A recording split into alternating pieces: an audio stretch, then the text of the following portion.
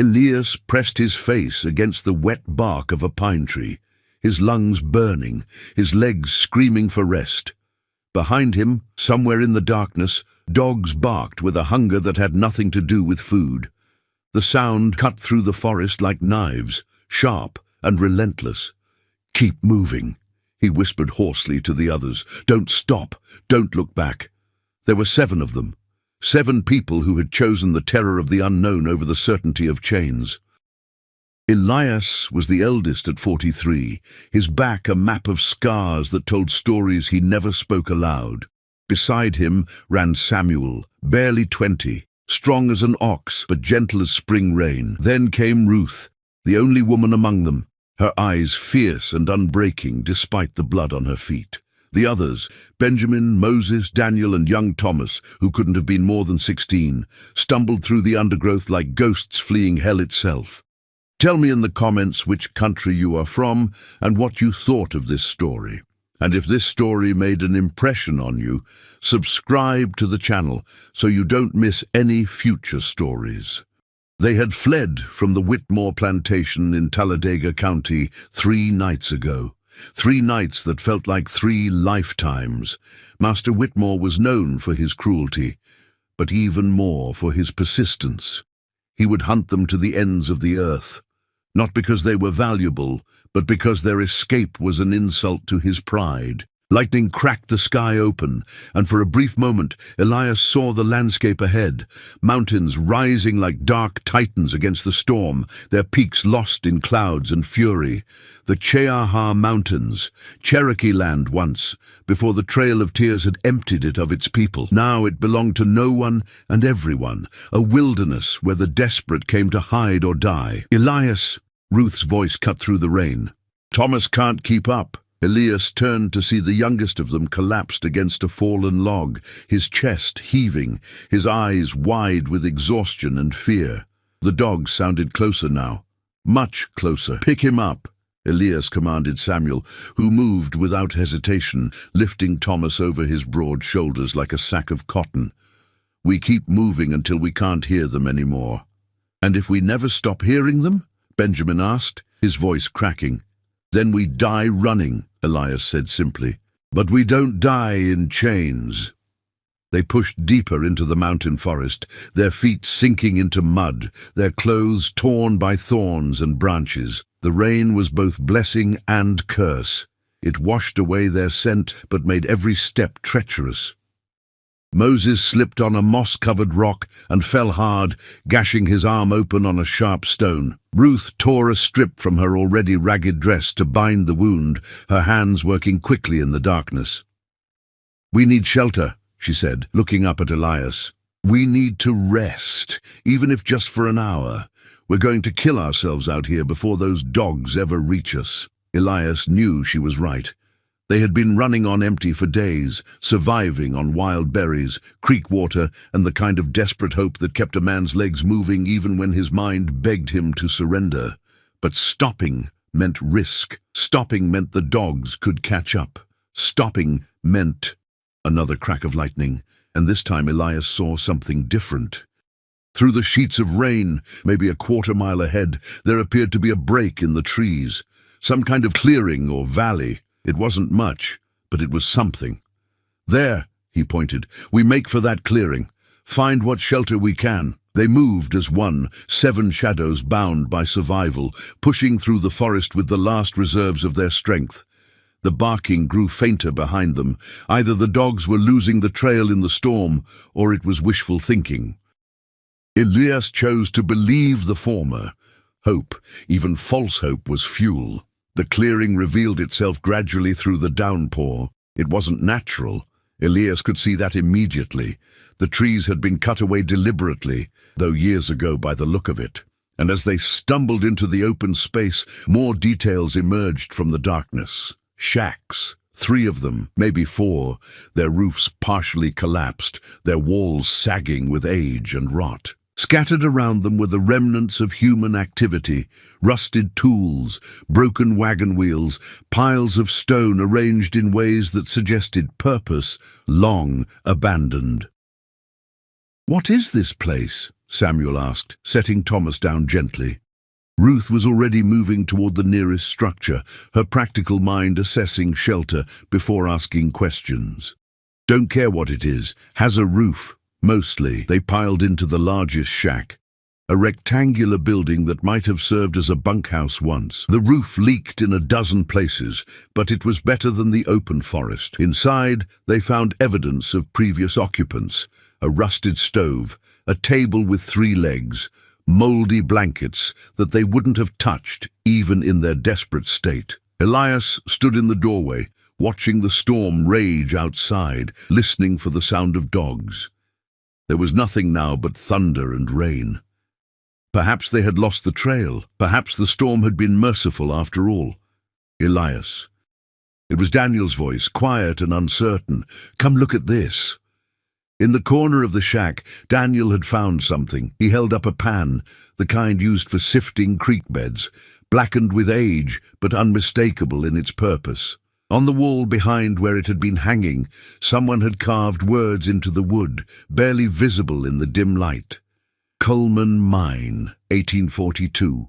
A gold mine, Benjamin whispered, and the words seemed to suck the air from the room. Everyone knew the stories. Before the removal of the Cherokee, these mountains had whispered promises of gold. White men had come in waves, tearing at the earth, fighting over claims, leaving scars across the landscape. Most found nothing. Some found enough to keep them digging until disease or desperation drove them away, and a few, a very few, had struck it rich before the claims ran dry or the law caught up with them. 4 years abandoned, Samuel said, running his finger over the carved date. Whatever was here, they left it behind. Ruth moved to the door, looking out at the storm. Or they died here, or got run off. Doesn't matter. What matters is those dogs can't track us in this rain, and we've got walls around us for the first time in 3 days. She was right, but Elias couldn't shake the feeling that they had stumbled into something significant, a gold mine, abandoned, hidden in the mountains where no one would think to look. The irony wasn't lost on him. 7 escaped slaves finding refuge in a place built by white men's greed. We rest tonight, Elias decided. Post watches in shifts. Come morning, we'll see what kind of place this really is and decide if we stay or keep moving. They arranged themselves around the shack, huddling together for warmth, their wet clothes steaming in the enclosed space. Young Thomas fell asleep almost immediately, exhausted beyond endurance. Moses kept pressure on his wounded arm, his face tight with pain but silent. Benjamin and Daniel shared what little dried meat they had left, chewing slowly to make it last. Ruth took the first watch, positioning herself near a gap in the wall where she could see the clearing without being easily spotted. Samuel sat with Elias near the door, their voices low. You think we lost them? Samuel asked. For now, Elias replied. Storm helped. But Whitmore won't stop. Men like him never stop. It's not about the money we represent. It's about what our freedom means, that he doesn't own everything, that he can't control everything. Then we need to get further. Tennessee, maybe, or north to... We need to survive the next day first, Elias interrupted gently. One day at a time, Samuel. That's all any of us can promise. Outside, the storm began to ease. The thunder moved on, rumbling toward distant valleys. The rain softened to a steady patter, and in that quiet space between disaster and dawn, 7 people who had been property found themselves in possession of something they had never truly owned before. Time to breathe, time to think, time to imagine a future that didn't end in blood. None of them could have known that the true test was just beginning, that the gold they would find in the coming weeks would present a choice more dangerous than any they had faced before, that their decision would echo through the South like thunder, challenging the very foundations of a system built on human bondage. But for now, in a broken shack on a forgotten mountain, they were simply alive. And for people who had lived their entire lives as someone else's property, alive was enough. The mountain kept their secret that night. The earth beneath them, rich with veins of gold that men had died seeking, remained silent. but not for long. Morning came slowly to the mountains, filtered through mist and the lingering smell of rain-soaked earth. Elias woke to the sound of birds, a sound so ordinary, so peaceful, that for a moment he forgot where he was. Then reality settled back onto his shoulders, like the weight of chains he no longer wore, but could still feel. The others were stirring. Ruth stood by the door, her watch completed, her eyes red-rimmed but alert. Samuel stretched his massive frame, working out the stiffness from sleeping on bare wooden floors. Young Thomas looked better after a night's rest, though hunger had carved his face into something older than his years. "No signs of pursuit," Ruth reported as Elias approached. "Birds started singing about an hour ago. That's usually a good sign, means nothing big is moving through the forest." Elias nodded, stepping outside into the clearing. In daylight, the abandoned mine site revealed itself more fully. The valley they had stumbled into was perhaps 200 yards across, carved into the mountainside like a bowl. A creek ran through its center, probably what had attracted the miners in the first place. The water ran clear and cold over smooth stones, heading downhill toward lower ground. Around the clearing, the evidence of mining operations was unmistakable. There were several shafts dug into the hillside, their openings dark and uninviting, shored up with timber that had begun to rot. Piles of tailings, the worthless rock pulled from the earth, sat in mounds around each shaft. Tools lay scattered and rusting, pickaxes, shovels, buckets with holes in their bottoms, and everywhere that same sense of abandonment, as if one day everyone had simply walked away and never looked back. "What do you think happened here?" Benjamin asked, coming to stand beside Elias. "Claim ran dry, most likely," Elias replied. "Or the owner died. Or he found out it wasn't worth the effort. White men are always chasing gold, but most of them never find enough to make the work worthwhile." "Still," Benjamin said thoughtfully, "they were looking for something. Must have had a reason to dig all this." Samuel emerged from the shack, carrying several of the old pans they had found inside. "Creek's running good," he observed. "Clear water, smooth stones. If there was gold here once, some of it might have washed downstream. Panning's easier than digging in those shafts." Elias studied the younger man. "You know something about this?" "My daddy worked a creek in Georgia before we got sold south," Samuel explained. "Master used to hire him out to prospectors. He showed me once before—" He trailed off, the memory too painful to complete. "I remember some of it. The technique." Ruth joined them, practical as always. "We need food more than gold. Moses's arm is infected, I can smell it. Thomas needs real rest, not just one night on hard wood. We can't run anymore, not like we've been running. We need a plan." She was right, and they all knew it. They had escaped, but escape was just the beginning. They needed food, medicine, safety. They needed time to heal and strength to continue. And most of all, they needed to be invisible, something that 7 black people traveling together in Alabama in 1846 could never be. Not without papers, not without a story that would hold up to scrutiny. "We stay here," Elias decided, "for a few days at least, see if we can trap some game, gather berries, get our strength back. The mine being abandoned means no one's coming up here regularly. The storm probably washed away most of our trail. We're as safe as we're likely to be anywhere." "And the gold?" Daniel asked quietly. Elias looked at him sharply. "The gold isn't why we're here." "But it's here," Daniel pressed. "You saw those shafts. Someone thought there was enough to dig for, and if Samuel knows how to pan—" "Gold won't fill our bellies," Ruth interjected. "Gold won't heal Moses's arm, or put shoes on Thomas's feet." "No," Daniel agreed, "but gold could buy those things, could buy a lot of things." The words hung in the air like smoke. They all understood what he meant, even if no one wanted to say it aloud. Gold meant power. Gold meant options. Gold meant the difference between hiding in the mountains like animals and building something that might last. But it also meant risk. Any black person caught with gold would immediately be suspected of theft. They would be tortured for information about where they got it, whom they stole it from. And even if by some miracle they could prove they found it themselves, the law was clear. Slaves had no property rights.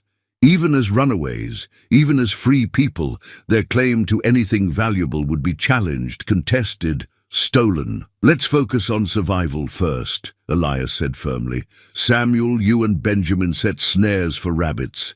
Daniel, Moses, you're on water duty and firewood, but keep that arm clean, Moses. Ruth, see what you can forage. Thomas, you rest another day. I'll scout the perimeter, make sure we're really alone up here." They dispersed to their tasks, falling into the kind of coordinated labor that plantation life had trained into them.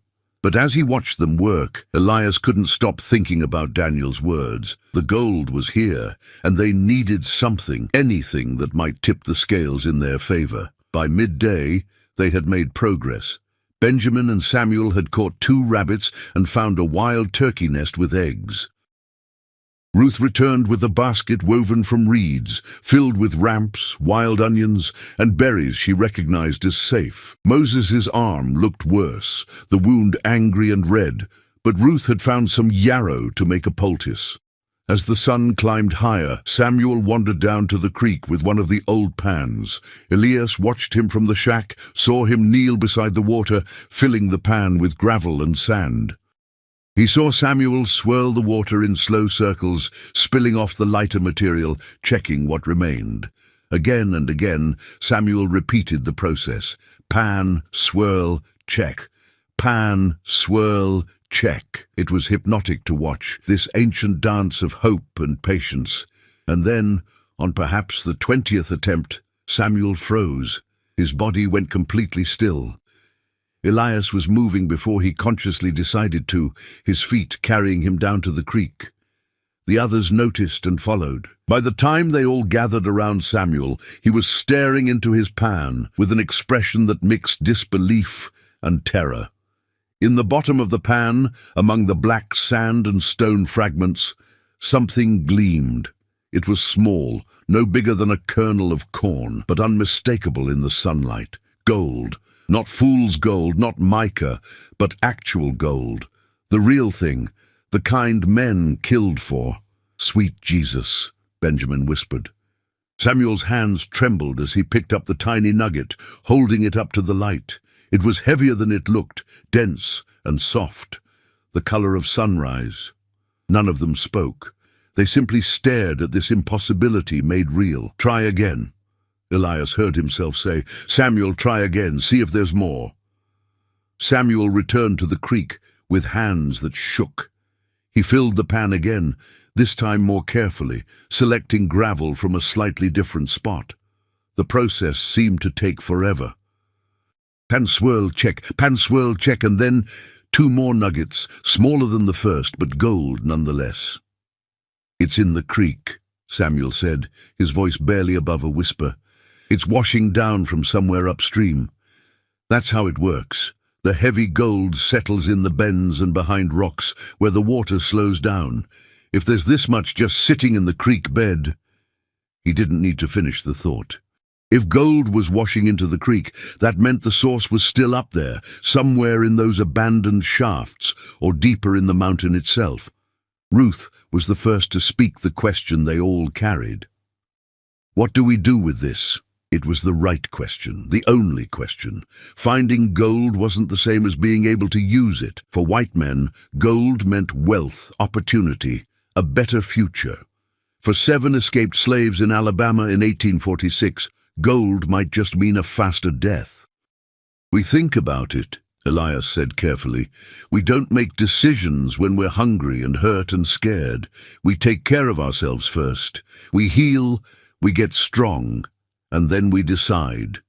But even as he said it, Elias knew the decision had already been made. You don't find gold and walk away. You don't stumble into possibility and turn your back on it. That wasn't human nature.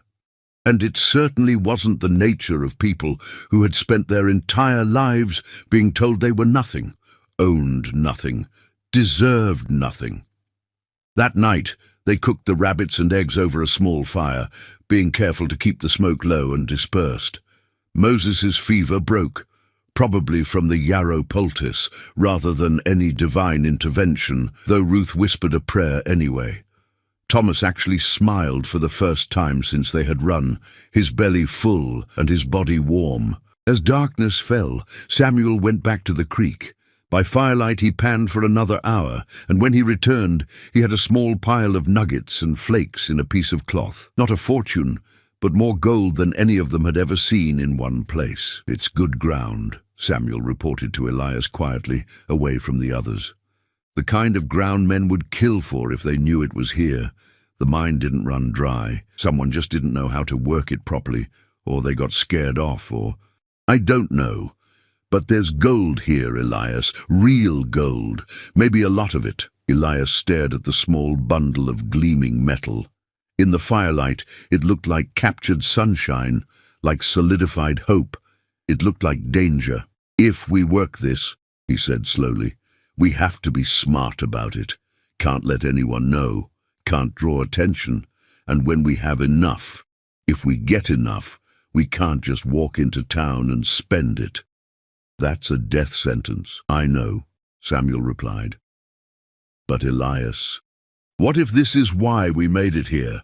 What if this is why we survived the dogs and the rain and everything else? What if this is how we save ourselves, how we save others?"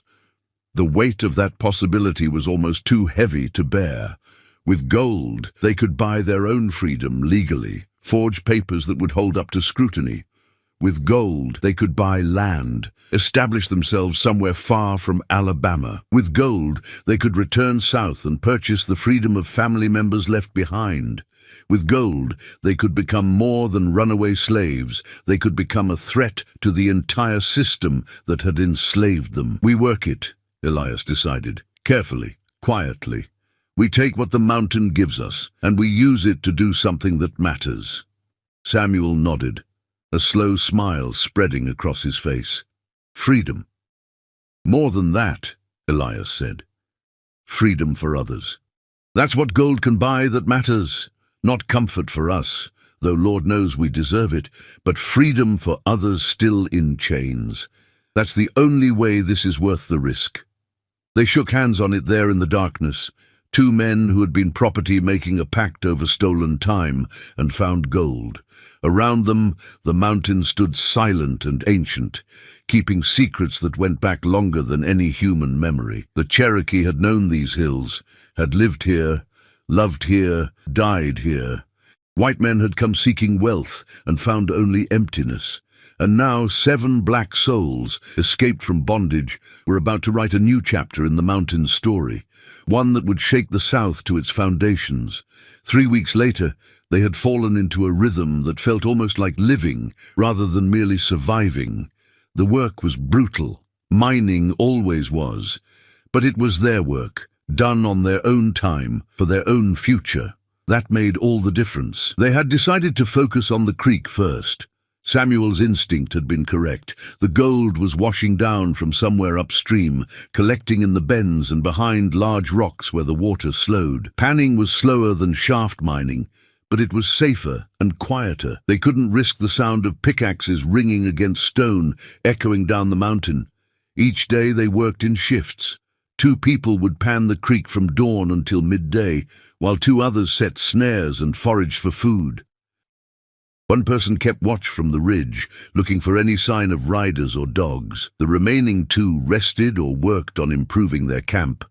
They had reinforced the largest shack, patching the roof with bark and mud, building a proper fireplace that vented smoke through a carefully constructed chimney that dispersed it into the tree canopy. They had dug a cold storage pit lined with stones from the creek, where they could keep meat fresh for days. They had even constructed a crude shower using a bucket and rope, fed by creek water, a luxury that made Ruth weep the first time she stood under it and felt clean water washing away weeks of accumulated grime and fear. The gold accumulated slowly but steadily. Samuel had taught the others his technique, and they all took turns learning the patient art of panning. The trick, he explained, was reading the creek, understanding where the heavy gold would naturally settle, where the water's current would push it, where bedrock caught and held it. It was part science, part intuition, and part simple persistence. By the end of the first week, they had perhaps half an ounce, small nuggets and fine flakes that Samuel carefully stored in a leather pouch he had sewn from rabbit skins. By the end of the second week, they had tripled that. The third week brought their best finds yet, a nugget the size of a bean and several others nearly as large. Creeks starting to play out in the easy spots, Samuel reported during one of their evening meetings. They had begun gathering each night after supper to discuss the work, make decisions collectively. It was Ruth who had insisted on this. "We worked as slaves long enough," she had said. "We do this free. We do this together. Everyone gets a say." "So what do you suggest?" Elias asked. Samuel gestured upstream.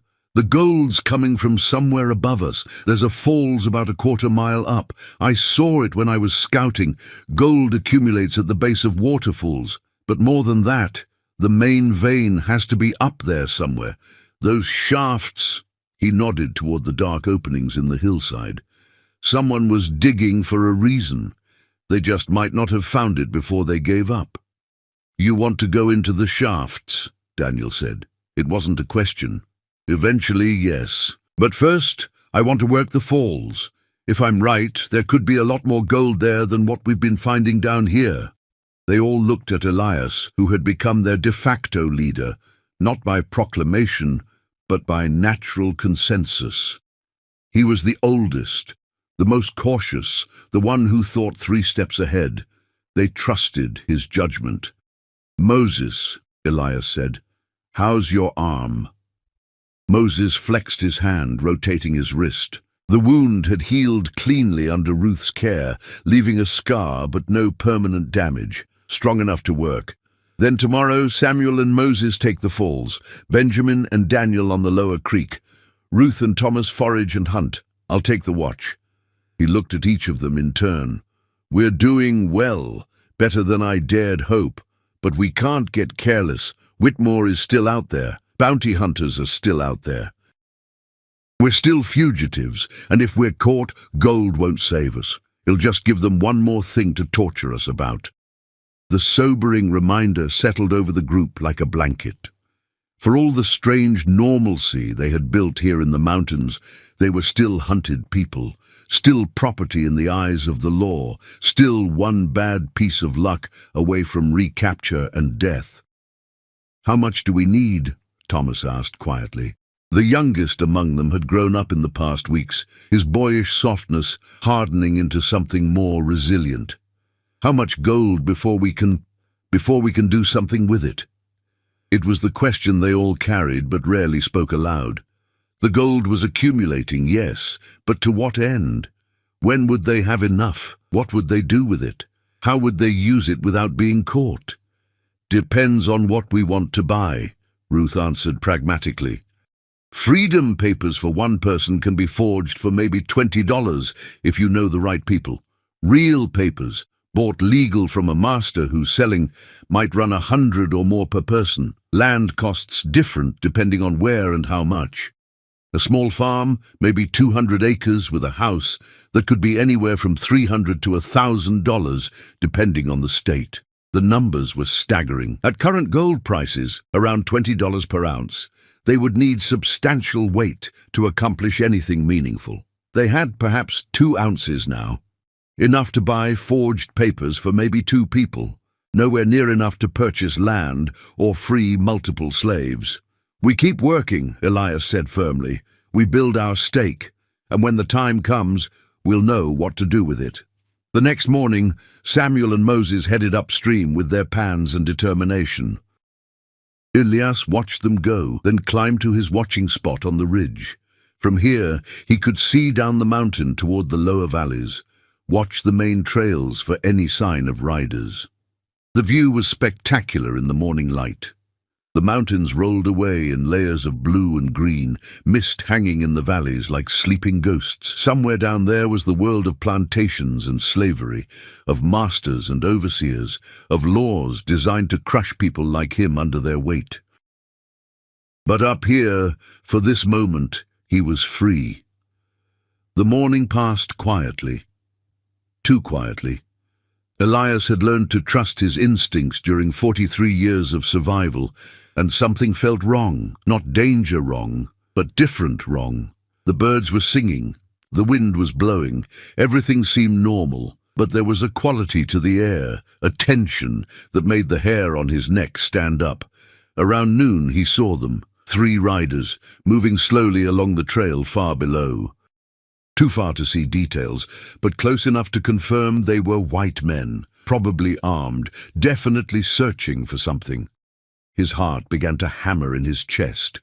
They weren't coming up the mountain, not yet. But they were working a pattern, moving back and forth across the lower slopes, search pattern, hunting pattern. Elias waited until they moved out of sight, then made his way quickly back to camp. Ruth and Thomas were there, preparing a midday meal. Benjamin and Daniel were at the lower creek. Samuel and Moses were still upstream. "Riders," Elias said quietly. 3 of them, lower slopes, searching. Ruth's face went hard. "How close?"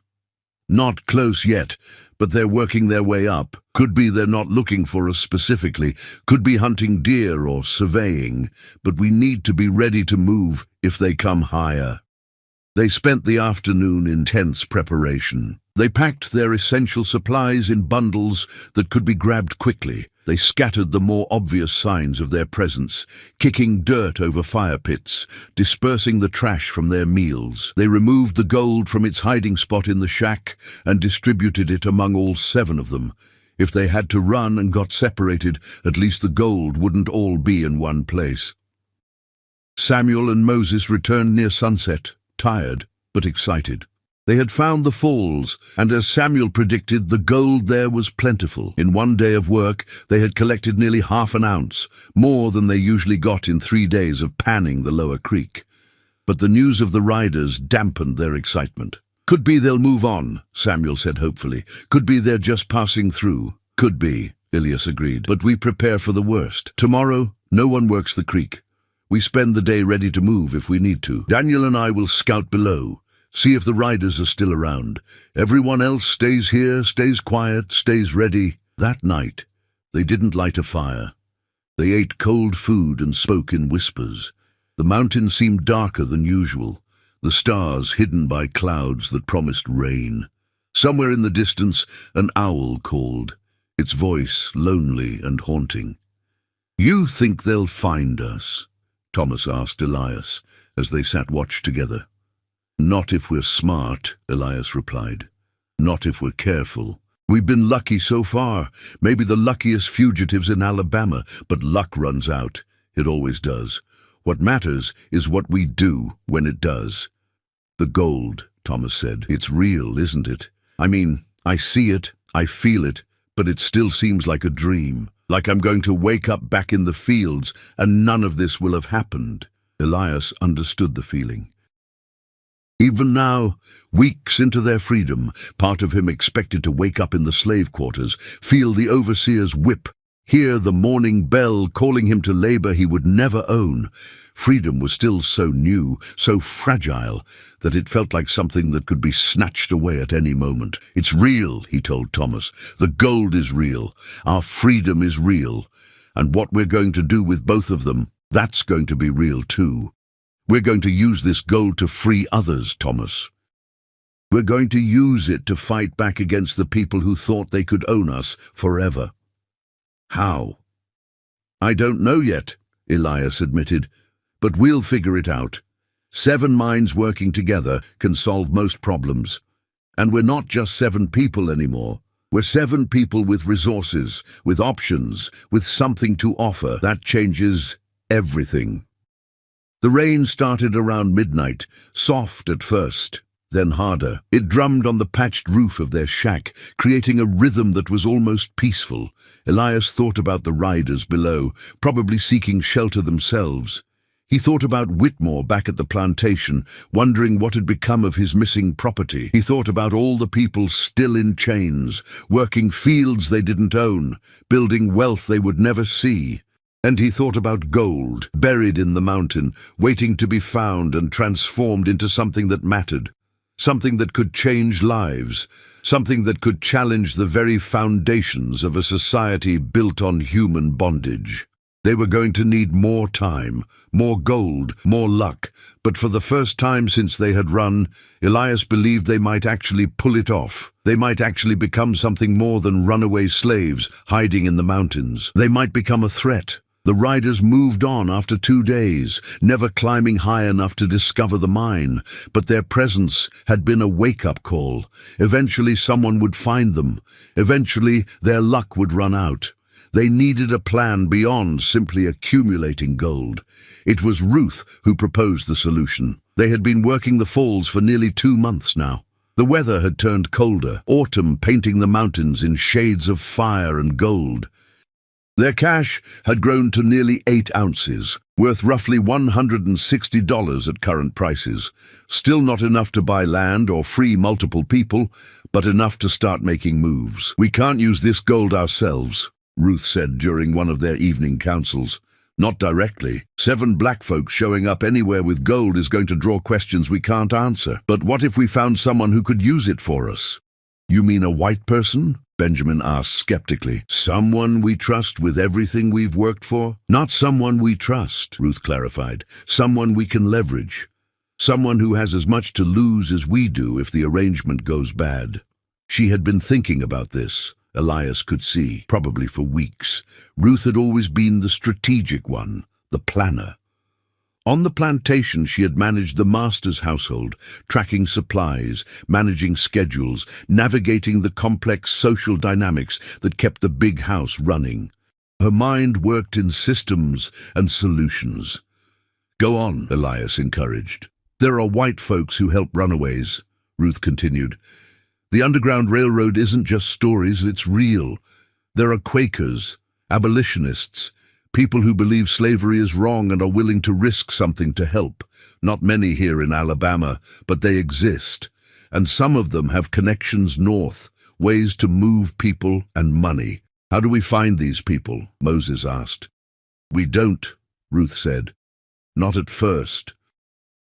First we find a broker, someone who deals in information and transactions that exist outside the law. Someone who knows how to move money without drawing attention, and we offer them something they can't refuse, a percentage." The plan took shape over several evenings of discussion. They would need to get their gold to a city. Birmingham was closest, though still dangerous. They would need to convert it to cash or banknotes through a broker who specialized in questionable transactions. These people existed in every city, working the gray areas between legal and illegal commerce. They charged steep fees, but they asked no questions and kept their mouths shut. Once they had legitimate money, they could begin the real work, buying freedom papers for slaves in Alabama, purchasing small plots of land in non-slave states, funding the Underground Railroad to help others escape. The gold from the mountain could become a weapon against slavery itself. But first, they needed someone to go to Birmingham, someone who could pass as a free black person, who could navigate a city without drawing suspicion, who could make contact with the right people and return with their money converted into usable currency. The choice was obvious. Samuel. He was young, strong, intelligent. He could read and write. His previous master had used him as a clerk and had taught him numbers and letters for business purposes. He'd spent time in cities before, knew how to move through white spaces without triggering the defensive hostility that free black people often faced. And he was brave enough to try. "I'll need papers," Samuel said when they proposed it to him. "Freedom papers, or at least a travel pass, something that explains why I'm on the road and where I'm going." Daniel, who had worked in his master's office and had a gift for mimicry, believed he could forge something convincing. They had found paper and ink in the abandoned mine office, old and faded, but usable. With Samuel describing what real freedom papers looked like, and Daniel practicing the flowery script that white officials used, they created a document that might hold up to casual inspection. It declared Samuel to be Samuel Freeman. They had all chosen new surnames for their free lives. A freedman from Tennessee, traveling to Birmingham on business for his employer, a merchant named Jonathan Blackwood. The whole thing was pure fiction, but it looked official. That was what mattered. They spent 2 weeks preparing for the journey. They couldn't send Samuel with raw gold, too suspicious, too obviously stolen or found. Instead, they melted several ounces in a makeshift forge, creating a single lumpy ingot they could hide in a hollowed-out Bible. It wasn't subtle, but it was easier to conceal than multiple small pieces. Ruth sewed clothes for Samuel from cloth they had scavenged and cleaned. Nothing fancy, but neat and respectable. The kind of clothes a free black man with a decent job might wear. They cut his hair, washed him thoroughly, made sure every detail of his appearance suggested a person with dignity and autonomy, rather than someone who had been living in the woods like an animal. The night before Samuel left, they held something like a prayer service, though none of them were particularly religious. Slavery had complicated their relationship with God. How could a just deity permit such evil? But they still carried the rituals of faith, the communal reaching towards something greater than themselves. "You come back to us," Ruth told Samuel, gripping his shoulders with fierce affection. "You hear me? I don't care about the money if it means losing you. You come back." "I will," Samuel promised. 3 weeks, maybe 4 if I have trouble making connections, but I'll come back. And when I do, we start changing things for real." He left at dawn, heading down the mountain with nothing but his forged papers, his hidden gold, and a confidence he didn't entirely feel. Elias walked with him to the edge of their territory, to the point where the mining valley gave way to the broader wilderness. "Be careful who you trust," Elias advised. "The world is full of people who will sell you back into slavery for the price of a drink. Stay in public spaces where possible. Don't let anyone get you alone, and if it goes wrong, if you get caught, you don't know where this gold came from. You found it, you stole it, whatever story works, but you don't lead them back to us." "I understand," Samuel said. Then, more quietly, "What we're doing, it matters, doesn't it? This isn't just about us anymore." "It never was," Elias replied. 7 of us got out, but there are millions still in chains. If we can use this gold to free even a few, if we can support the people trying to end this evil system, then maybe our running meant something. Maybe we're part of something bigger than just our own survival." They embraced quickly, awkwardly. Men who had been trained never to show affection, never to admit they cared for each other, struggling against that programming. Then Samuel was gone, disappearing down the mountain trail, becoming just another traveler on just another road. The waiting was harder than the work had been. For 3 weeks, the remaining 6 worked the falls and the creek with mechanical efficiency. They accumulated more gold, close to 12 ounces total now. But it felt hollow without Samuel there to share the discoveries. Every evening they would gather and someone would say, "Maybe tomorrow," and everyone else would nod, pretending they weren't worried sick. Thomas took Samuel's absence especially hard. The two had become close during their months in the mountains, and Thomas had started to see Samuel as an older brother. He worked himself to exhaustion every day, panning until his hands bled, as if physical labor could somehow bring Samuel back faster. "He'll be all right," Ruth kept saying. "Samuel's smart. He knows how to handle himself." But even Ruth's confidence had limits. By the end of the 3rd week, she was pacing the camp at night, unable to sleep, starting at every sound in the forest. Samuel returned on the 26th day, They heard him coming from a distance. He made no attempt to hide his approach, whistling a work song they all recognized from their plantation days. Elias met him at the edge of camp with a rifle they had found in the mine, then lowered it with a grin when Samuel's face emerged from the tree line. He looked good. Tired, thinner, but whole. Alive, and the expression on his face told them everything they needed to know before he said a word. "It worked," Samuel said simply. "I found a broker. Man named Hoskins. Deals in, well, everything that respectable folks won't touch.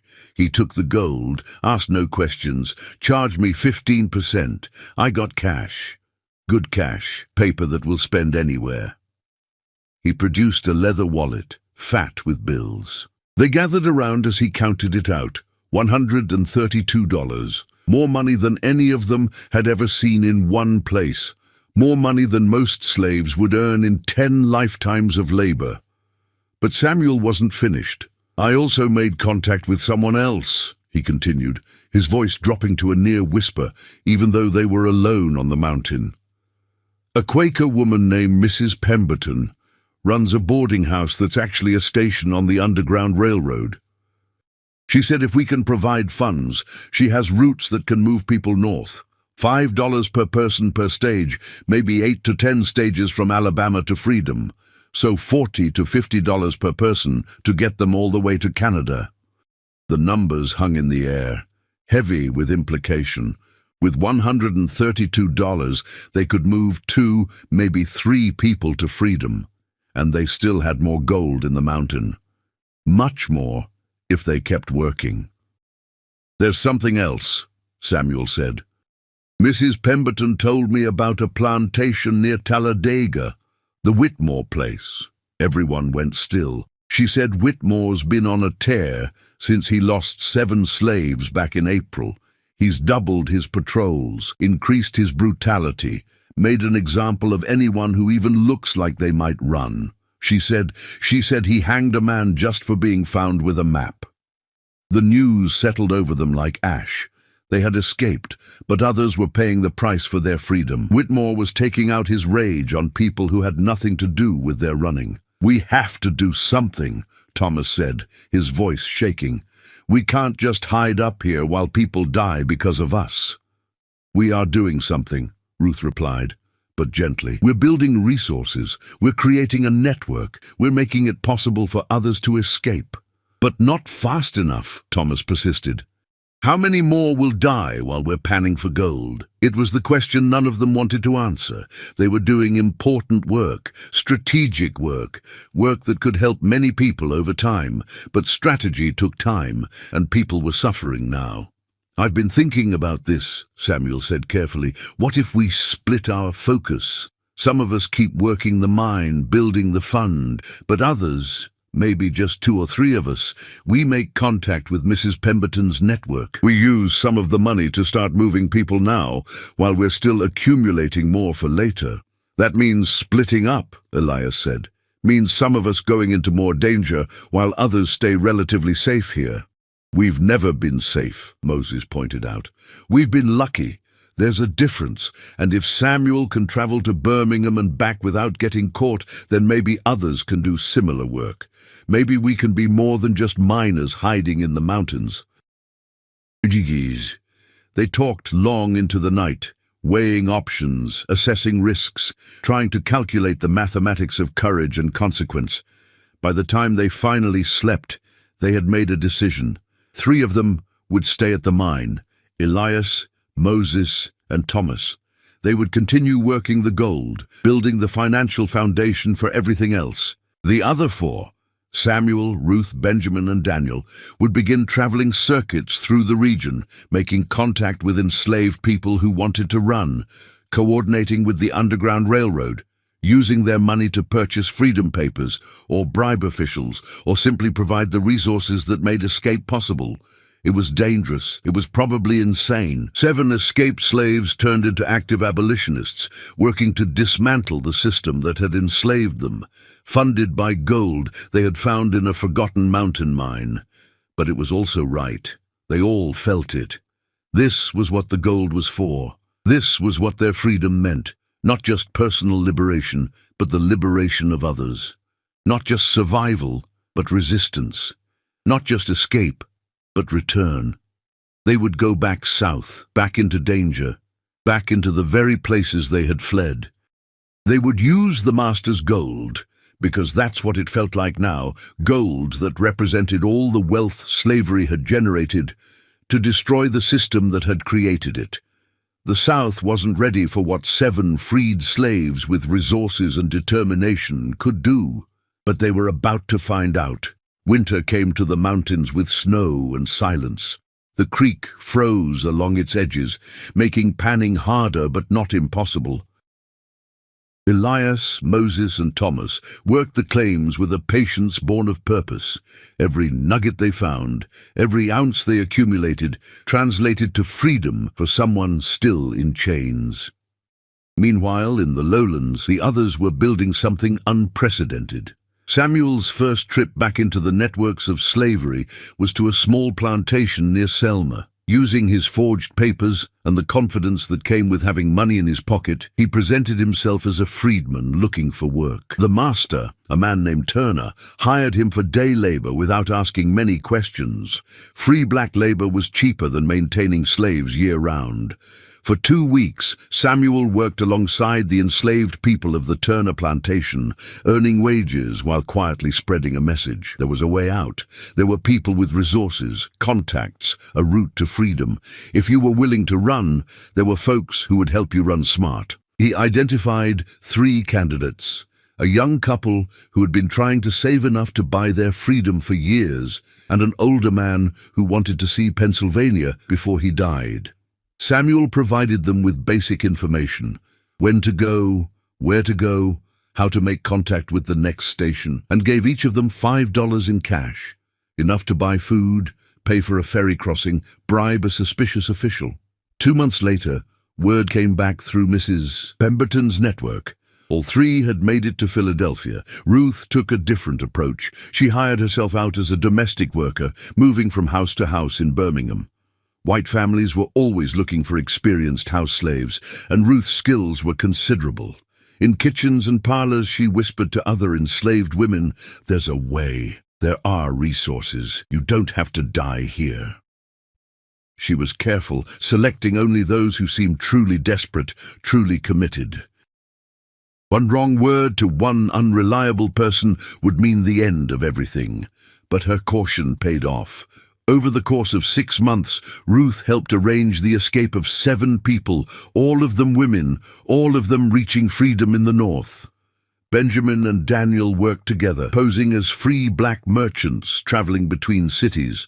They had created a fiction about selling tools and equipment, the kind of business that gave them reason to travel and interact with plantations. The story was thin, but it held up under casual scrutiny, especially when backed by real money and real merchandise they purchased with their growing fund. Through these travels, they identified plantations with brutal overseers, places where escape attempts were common but usually failed. They provided intelligence to the Underground Railroad about patrol patterns, about which roads were watched and which were not, about friendly faces and dangerous areas. Back in the mountains, Elias tallied their accounts in a ledger he kept hidden in a metal box. By the end of the first year, they had moved nearly 40 people to freedom. The cost had been substantial, over $800 in total, between travel expenses, bribes, forged papers, and the fees paid to station operators. But they still had gold. The mountain kept giving, and they kept taking what it offered. The work was exhausting and terrifying. There were close calls. Benjamin nearly caught by a patrol outside Montgomery, Ruth questioned by suspicious officials in Birmingham. Samuel once spending 3 days hiding in a swamp because bounty hunters were working the area. But they learned from each mistake, adapted their methods, became more sophisticated. They developed codes and signals. They created multiple identities, multiple stories. They built a network of contacts, free black people, sympathetic whites, even a few slaves who stayed on plantations but passed information about who wanted to run and when. They became ghosts, moving through the South's slave economy, taking the system's own money and turning it into liberation. By the second year, they had expanded operations. Thomas came down from the mountain to join the circuit work. Elias stayed behind with Moses, working the mine, managing the finances, coordinating the increasingly complex operation through letters sent via the Underground Railroad's communication system. Their reputation grew quietly among enslaved people. Stories circulated in whispered conversations, passed from plantation to plantation. There were people out there helping, people with resources, people who had escaped and come back to free others. The stories were never specific. No names, no locations, just the knowledge that help existed if you were brave enough to seek it. Not everyone they tried to help made it. That was the hardest part. There was a family of 4 near Tuscaloosa, a mother, father, and 2 children, who Samuel had been working with for months. They had a solid plan, good timing, adequate resources. They ran on a moonless night in August of their second year. The father was caught 3 miles from the plantation. He was hanged the next morning as an example. The mother and children made it further, nearly 50 miles, before they were tracked down by dogs. They were returned to the plantation, where the mother was whipped within an inch of her life, and the children were sold separately to different owners. When Samuel learned what had happened, he stopped eating for 3 days. Ruth found him eventually, sitting by the creek at their mountain camp, staring at nothing. "We can't save everyone," she told him quietly. "I know," Samuel replied, "but we should have saved them, should have waited longer, planned better, given them more resources. You gave them hope," Ruth said. "You gave them a chance they wouldn't have had otherwise. That matters, even when it ends badly." "Does it?" Samuel looked at her with hollow eyes. "Does hope matter if it gets you killed?" "Yes," Ruth said firmly, "because the alternative is no hope at all. Is accepting slavery as permanent. Is dying without ever trying to be free. You think that mother regrets trying to save her children. You think that father regrets running toward freedom even though it cost him his life?" Samuel didn't answer, but eventually he started eating again, started working again. The losses hurt, would always hurt, but Ruth was right. The alternative was worse. They weren't the only ones fighting back, of course. The Underground Railroad had been operating for decades, moving thousands to freedom through courage and careful organization. But what made their operation unique was the money. Most Underground Railroad operators were poor themselves, operating on faith and borrowed resources. But the mountain mine gave them something rare, consistent funding. By the 3rd year, they were supporting not just escapes, but broader abolitionist work. They funded the printing of pamphlets and newspapers. They helped pay legal fees for captured runaways. They supported safe houses and station operators who took enormous risks harboring fugitives. Mrs. Pemberton had introduced them to a wider network of activists. Quakers in Philadelphia, free black communities in Boston, even some white sympathizers in Alabama itself who worked quietly to undermine the slave system from within. The gold transformed from simple wealth into something more powerful, leverage. With money, they could influence outcomes, tip situations in favor of freedom, create possibilities that would otherwise never exist. But the gold was finite, and eventually Elias knew the mine would run dry. He could see it happening already. The easy pickings from the creek were gone. They were having to dig deeper into the shafts now, following thin veins that yielded less and less. They had perhaps another year, maybe 2, before the gold was exhausted, and they would have to survive on whatever funds they had accumulated. During one of their rare gatherings, when all 7 of them met at the mountain camp to coordinate and plan, Elias raised the concern. "We need to think about what comes after the gold," he said. "We've been fortunate, but this can't last forever. Eventually we'll need another source of funding, another way to sustain what we've built." "Land," Benjamin suggested. "We buy land somewhere in the north, establish a farm or business, create legitimate income." "A farm takes time to become profitable," Moses countered. And 7 black people suddenly owning property will raise questions. Same as the gold did, just slower. What if we don't all stay together? Daniel offered carefully. What if some of us settle down, establish normal lives, while others keep doing the circuit work? We could provide cover for each other, create legitimate fronts for the operation. It was a painful suggestion, because it meant breaking up the family they had become. But it was also practical. They couldn't hide in the mountains forever, and they couldn't keep risking exposure by all traveling the same circuits. They talked through the night, wrestling with decisions that had no perfect answers. By dawn, they had agreed on a framework. Elias and Moses would purchase land in Illinois, a state with growing free black communities. They would establish a farm that could serve as a way station and base of operations. The farm would provide legitimate income and a place where escaped slaves could rest and recover before continuing north. Ruth would remain in Birmingham, working as a domestic but continuing to coordinate escape attempts and intelligence gathering. Her established presence in the city was too valuable to abandon.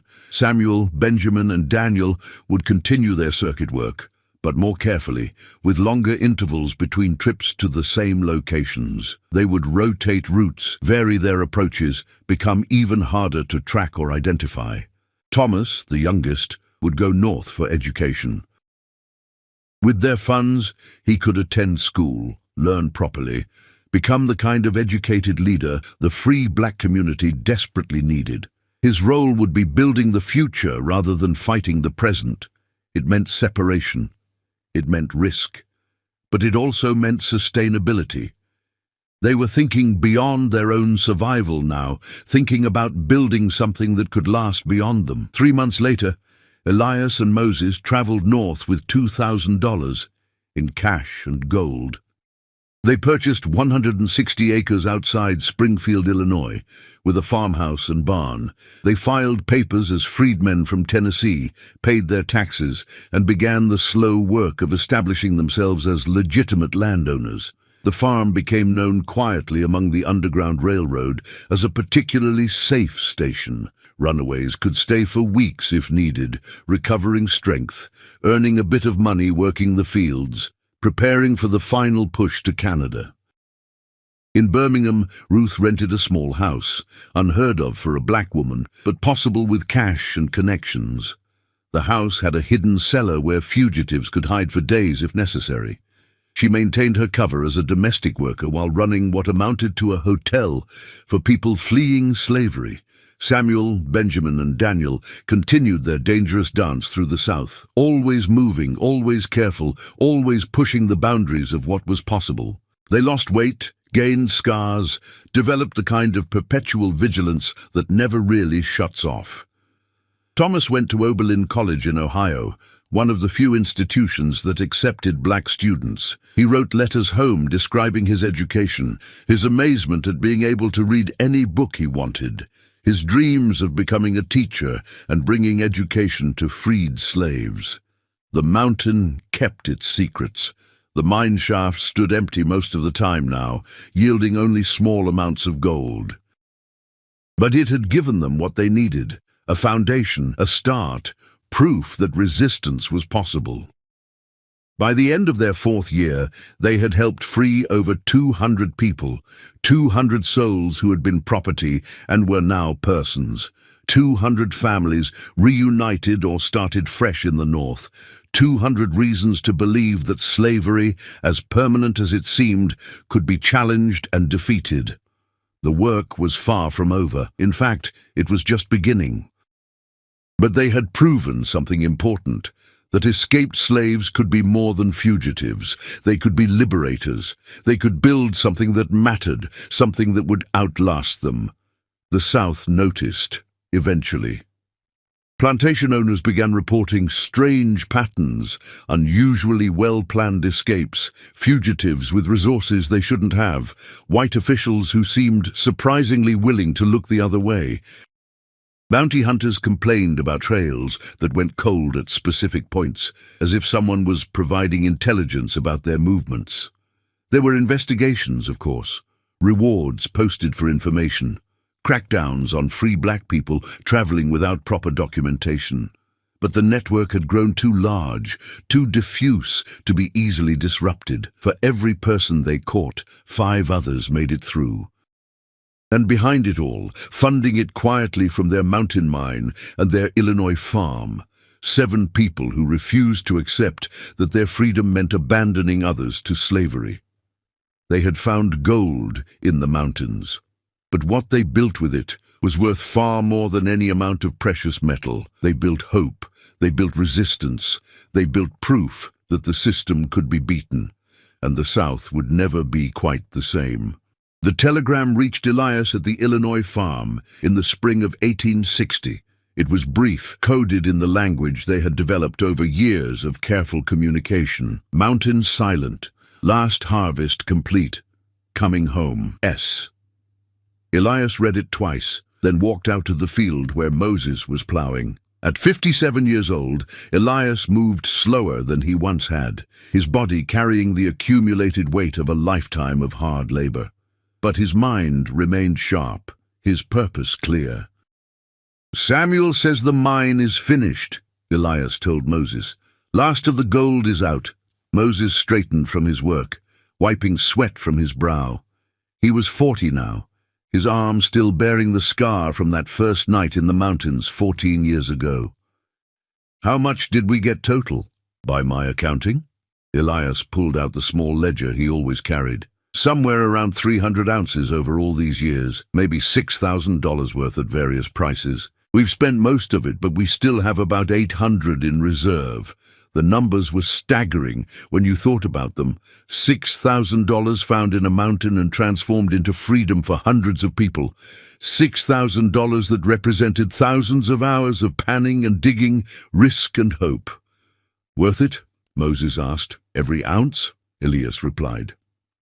Samuel, Benjamin, and Daniel arrived 3 weeks later. They had traveled carefully, taking separate routes, arriving at different times to avoid drawing attention. When they finally gathered in the farmhouse, the same 7 people who had run together in 1846, the years showed on all of them.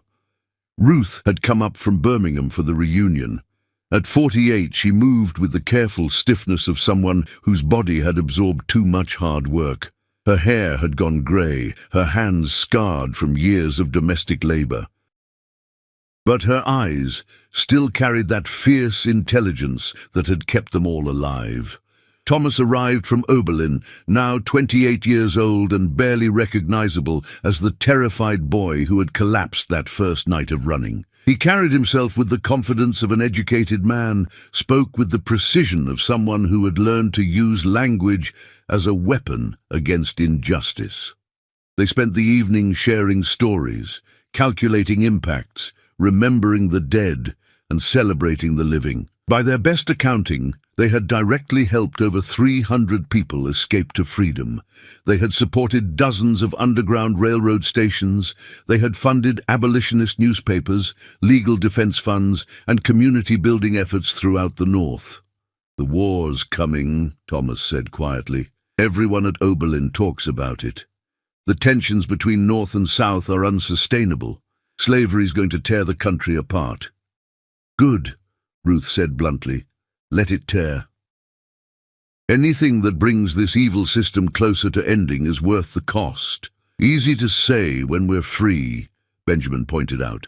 "Harder for the people still in chains who'll suffer through whatever war comes."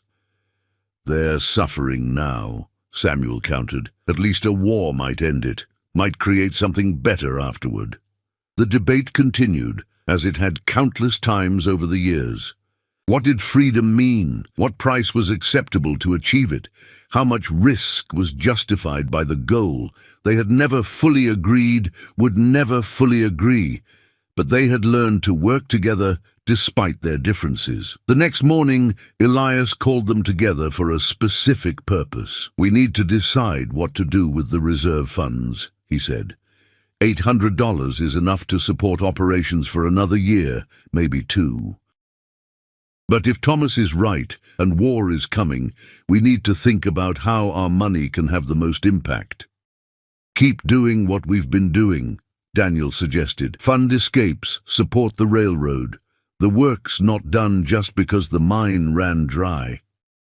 But if there's going to be war, Moses said thoughtfully, maybe our money should go toward preparing for it, supporting the people who'll fight to end slavery rather than just helping individuals escape it. Why not both? Ruth asked. We split the funds. Half continues the immediate work of liberation. Half goes towards supporting whatever comes next, whether that's war, political organizing, community building, whatever the future needs. It was characteristic of Ruth to find the practical middle path. They voted, and her proposal won easily.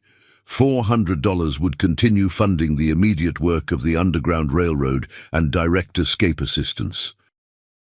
$400 would be donated to abolitionist organizations, preparing for whatever conflict was coming. But there was one more decision to make, and it was the hardest one. Should we tell people, Thomas asked, about the gold, about what we did, about how we funded all of this? Our story could inspire others, show them what's possible. Or it could get us killed, Benjamin countered. We're still fugitive slaves under the law. Whitmore's still alive down in Alabama, probably still looking for us. We tell our story publicly. We put targets on our backs. More than that, Samuel added.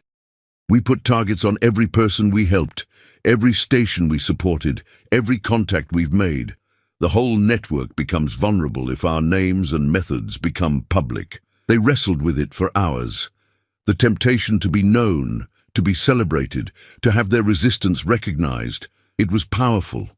They had done something extraordinary, something worth recording for history, but the risk was equally powerful.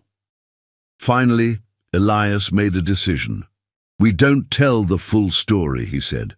Not now, not while slavery still exists and we're still at risk. But we make sure the story gets preserved somehow. We write it down, seal it, leave it somewhere it can be found later, when it's safe, when our names can't hurt anyone anymore. Over the next week they compiled their account. Elias wrote most of it, his careful script filling page after page with the story of 7 people who ran, who found gold, who used it to fight back. He recorded the names of everyone they had freed, 347 people in total, each one a victory against slavery's claim to permanence. He recorded their methods, their contacts, their routes. Not as a guide for others to follow, the specific circumstances were too unique, but as proof. Proof that resistance was possible.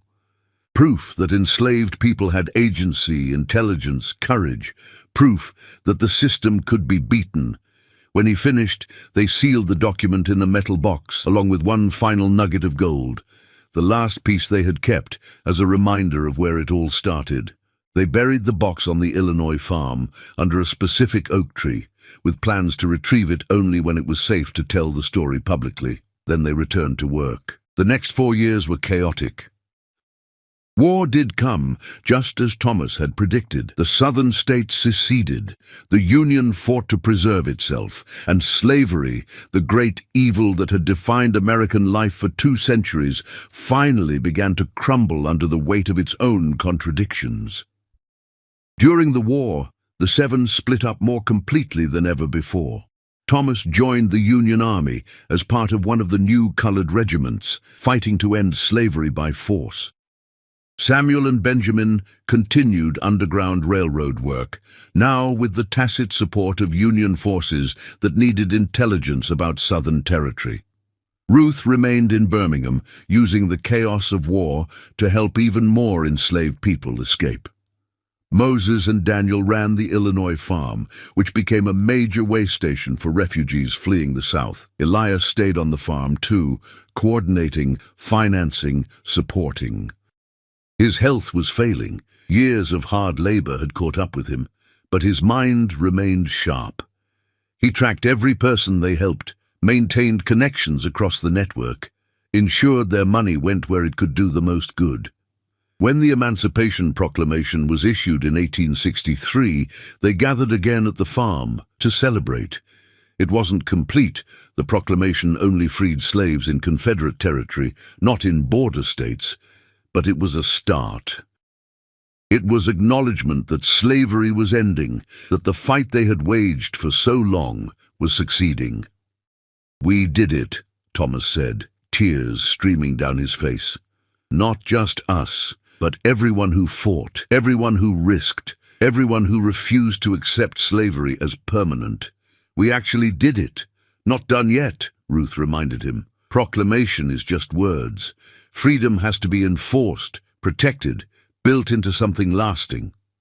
She was right, of course. The 13th Amendment wouldn't come until 1865, and even then, the fight for true equality would continue for decades, centuries even. But the foundation was crumbling, the system was dying, and 7 people who had run into the mountains in 1846 had played their part in killing it. Elias died in the winter of 1866, a free man on his own land, surrounded by people who loved him. He was 63 years old. His last words were instructions to Samuel about maintaining the network, continuing the work, never forgetting why they ran. The others continued for years after.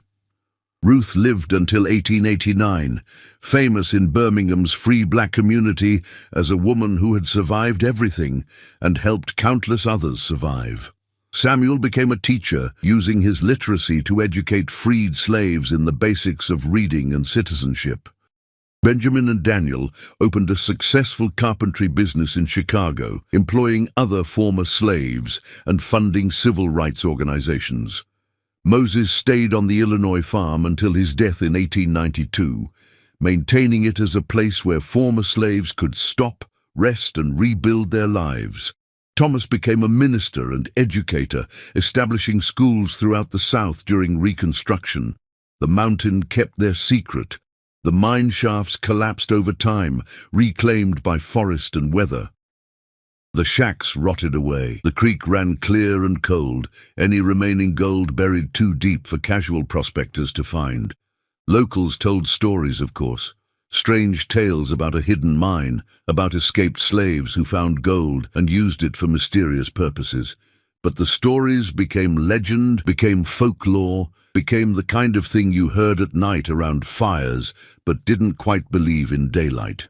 The metal box stayed buried under the oak tree for decades. When it was finally dug up in 1920, discovered by Samuel's grandson, who knew the story and wanted to preserve it, the contents were faded but readable. The account was typed up, copied, distributed quietly through black historical societies and abolitionist archives. The full story didn't become widely known until the civil rights movement of the 1960s, when historians began seriously documenting the complex ways that enslaved people had resisted their bondage. Even then, many details remained murky, filtered through time and incomplete records, but the core truth remained. 7 people had run into the Alabama mountains in 1846. They had found gold, and instead of using it for personal comfort, they had transformed it into liberation for hundreds of others. The final accounting, compiled years later by historians, estimated they had freed approximately 347 people directly, supported the escapes of hundreds more indirectly, and contributed thousands of dollars to abolitionist causes that helped end slavery entirely. 347 people who had been property became persons. 347 families who had been broken were made whole, or at least given the chance to be. 347 proofs that freedom was worth fighting for. Not bad for 7 people who were told they were nothing, owned nothing, deserved nothing. In the Alabama mountains, if you know where to look, you can still find traces of the old mine. The shafts are collapsed, the creek runs clear, the forest has reclaimed everything. But locals say that after heavy rains, you can sometimes see gold flakes in the stream bed, glinting in the sunlight like small promises. And carved into a rock face near the main shaft, barely visible after more than a century and a half, someone left a message. The words are worn almost smooth, but if you know what you're looking for, you can still make them out. We took what they buried and gave it back to the living. They didn't find gold. They found justice buried in the ground. And they used it to buy something that couldn't be purchased, only fought for and won. Freedom. Not just for themselves, but for everyone who came after. That's the legacy that mattered. That's the mountain's real treasure, and it echoes still.